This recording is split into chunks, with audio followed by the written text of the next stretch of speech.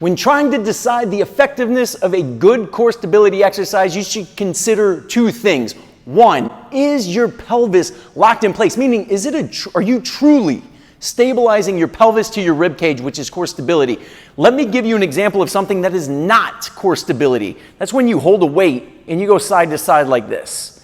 All right, I'm moving through my spine and my torso. Stability is anti-movement, meaning I'm nice, strong, erect. And maybe you take a heavy weight, and you would walk back and forth. That would be an example of stabilizing your pelvis.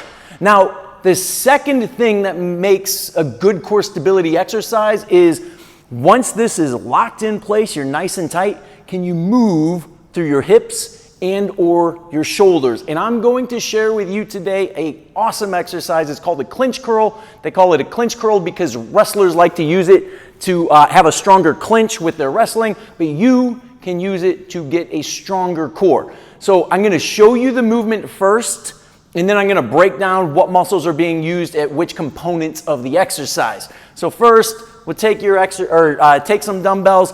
Depending on your strength and comfort level, you can make this exercise easier or harder using lighter or heavier weights. But first, your elbows are at 90 degrees, and then they stay there. It's a hip hinge, which means your hips back, hips forward. As soon as your hips go forward, you go halfway up. So there's your clinch curl. Now, what's going on with this exercise here as you're moving?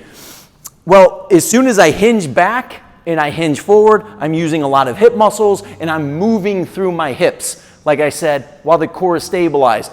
As I'm holding weights in front of my body, it's trying to pull my torso this way, which means I'm using a lot of back muscles.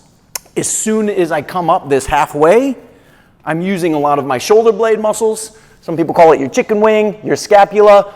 But on the undersurface of your scapula, you've got muscles that blend with these obliques here. So as soon as I start to come up like this, all of these muscles activate. So when I'm back here like this and I come through, lots of back muscles.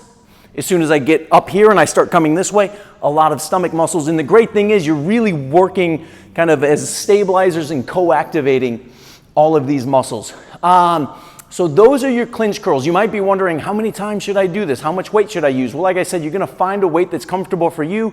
Usually a 12 to 16 is pretty good, but if you're using a heavy weight and you only get it 8 times, if you're using a lighter weight and you do it 20 times, I mean, you can personalize it just like any exercise. Now, should anybody avoid this exercise? Yes.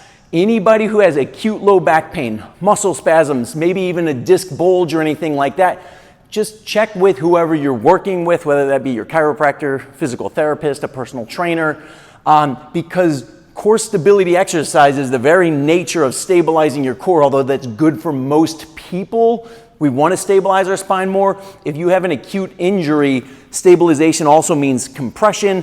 So if you're going somewhere trying to get decompression therapy, but now you're trying to do these stabilizing exercises, you might just be aggravating something. So for some people, this exercise will be too much and too strenuous in early stages. This is more of a later stage rehabilitation exercise, or it's something that you're going to use more just to be stronger, athletic performance, and to be very proactive. So if you have any questions, leave comments below. If you want more information, leave a comment below, and I'd be more than happy to answer that for you.